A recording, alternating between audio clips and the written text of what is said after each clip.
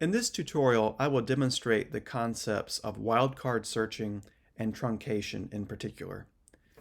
Wildcard symbols are the asterisk mark located above the letter 8 on your keyboard and also the question mark. The way that wildcard symbols are used is as follows. The most common use of a wildcard symbol is in what we call truncation. Notice that in the second field here, I've conducted a Boolean search for human evolution and bipedal. I'm looking for articles that have to do with the evolution of humans walking on 2 feet. That's what bipedal stands for. Biped would be the root of that word. So I do have to know a little bit about language and to think about what is the root of the term that I've typed in. In this case, biped, which means 2 feet in Latin. Why would I conduct a truncated search?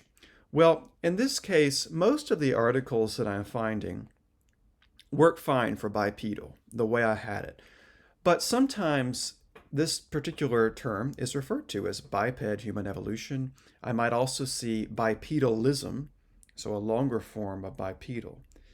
By limiting down or identifying the root word in this case, and this is a fairly unique root, I'm not going to get a bunch of nonsense results, and typing the asterisk mark, this tells the computer to look for the word biped and any combination of letters after the D or none at all.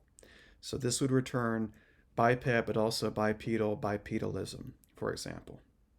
And so by clicking search again, I will get a new set of results, and it turned up a few extra ones, which is what I would expect.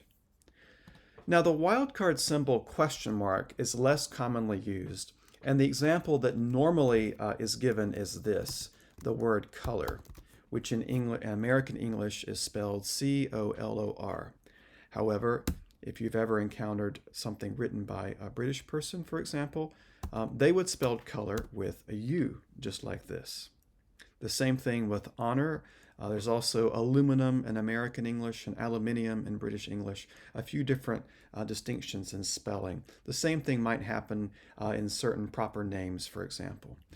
In order to tell the database that I want any version of the spelling, which I normally would if I was maybe doing an art search or something, would be to type a question mark like that. So now the computer would find either color just spelled the American way or color spelled the British way with the U in it.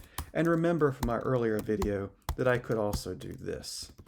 I could do a Boolean search, but you'll notice that learning and using the wildcard symbols is oftentimes a more efficient way of searching, particularly in truncation, when you can identify a good root of the word. In this case, you need to make sure that you identify the proper root term, and by doing that, you'll get a more complete set of results based on the keywords that you are looking for.